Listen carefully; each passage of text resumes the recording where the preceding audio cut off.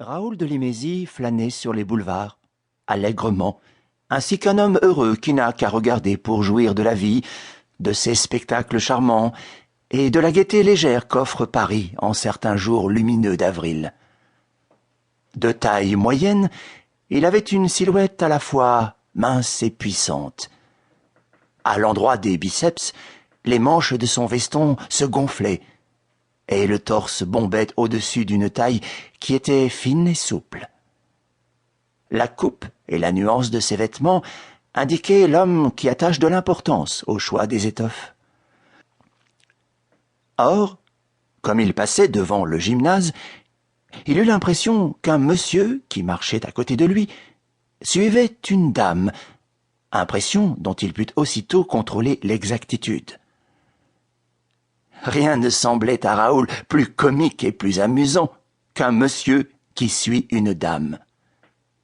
Il suivit donc le monsieur qui suivait la dame, et tous les trois, les uns derrière les autres, à des distances convenables, ils déambulèrent le long des boulevards tumultueux. Il fallait toute l'expérience du baron de Limézy pour deviner que ce monsieur suivait cette dame, car ce monsieur mettait une discrétion de gentleman à ce que cette dame ne s'en douta point. Raoul de Limézy fut aussi discret, et, se mêlant aux promeneurs, pressa le pas pour prendre une vision exacte des deux personnages. Vu de dos, le monsieur se distinguait par une raie impeccable, qui divisait des cheveux noirs et pommadés, et par une mise également impeccable, qui mettait en valeur de larges épaules et une haute taille.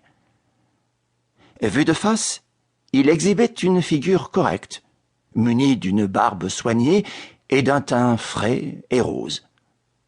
30 ans peut-être. De la certitude dans la marche, de l'importance dans le geste, de la vulgarité dans l'aspect, des bagues aux doigts, un bout d'or à la cigarette qu'il fumait. Raoul se hâta. La dame, grande, résolue, d'allure noble, posait d'aplomb sur le trottoir des pieds d'anglaise que rachetaient des jambes gracieuses et des chevilles délicates. Le visage était très beau, éclairé par d'admirables yeux bleus et par une masse lourde de cheveux blonds. Les passants s'arrêtaient et se retournaient. Elle semblait indifférente à cet hommage spontané de la foule. « Fichtre !» pensa Raoul. « Quelle aristocrate ! Elle ne mérite pas le pommadé qui la suit. Que veut-il? Mari jaloux, prétendant évincé, ou plutôt bellâtre en quête d'aventure? Oui, ça doit être cela. Le monsieur a tout à fait la tête d'un homme à bonne fortune et qui se croit irrésistible. » Elle traversa la place de l'Opéra sans se soucier des véhicules qui l'encombraient. Un camion voulut lui barrer le passage. Posément, elle saisit les rênes du cheval et l'immobilisa. Furieux, le conducteur sauta de son siège et l'injuria de trop près. Elle lui décocha sur le nez un petit coup de poing qui fit jaillir le sang. Un agent de police réclama des explications. Elle lui tourna le dos et s'éloigna paisiblement. Rue Aubert, deux gamins se battant, elle les saisit au collet et les envoya rouler à 10 pas. Puis elle leur jeta 2 pièces d'or.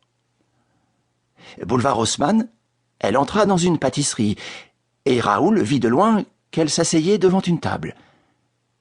Le monsieur qui la suivait n'entrant pas, il y pénétra et prit place de façon qu'elle ne put le remarquer. Elle se commanda du thé et 4 toasts qu'elle dévora avec des dents qui étaient magnifiques. Ses voisins la regardaient. Elle demeurait imperturbable et se fit apporter 4 nouveaux toasts. Mais une autre jeune femme, attablée plus loin, attirait aussi la curiosité. Blonde comme l'anglaise, avec des bandeaux ondulés, moins richement vêtue, mais avec un goût plus sûr de parisienne. Elle était entourée de 3 enfants pauvrement habillés, à qui elle distribuait des gâteaux et des verres de grenadine.